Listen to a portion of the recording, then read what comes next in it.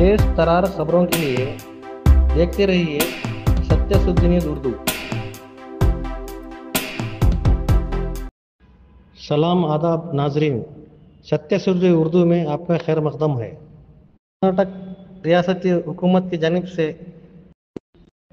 जाति गणति का जो एहतमाम किया गया है, उसके मद्देनज़र हरियर के अंजुमन इस्लामिया कमेटी के जानिब से सदर और अरकान मिलकर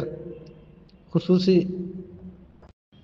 तमाम मस्जिद के मुतल्लिक़ अरकान और हरियर शहर के सियासती लीडरान और हरियर के दीगर हजरात भी शामिल थे। ज्यादातर सेंसस करने आने वाले कैसे निकल बोले तो गैर मुस्लिम हमारे मुसलमानों की तादाद और मुसलमानों की ताकत मालूम होने के बाद ही है ना हमारी जाति गणति के बारे में है ना हमारे पूरे लीडर्स है ना सब नमूने से हर तरीके से है ना समझा बोले तो मुसलमानों की हमारे माइनॉरिटी की इज्जत सबसे ज्यादा कब पड़ी बोले तो जब वो अंजुमन इस्लामिया के अंदर ही 2016 में सब पूरे डिस्ट्रिक्ट और तालुका के अंदर है ना एक क्या को दिखाना करके बोल वो है ना सब एक टीम लगा को उनका वक्त उनका माल सब कुछ खर्च कर को है ना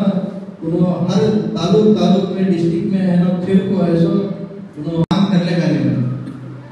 उनको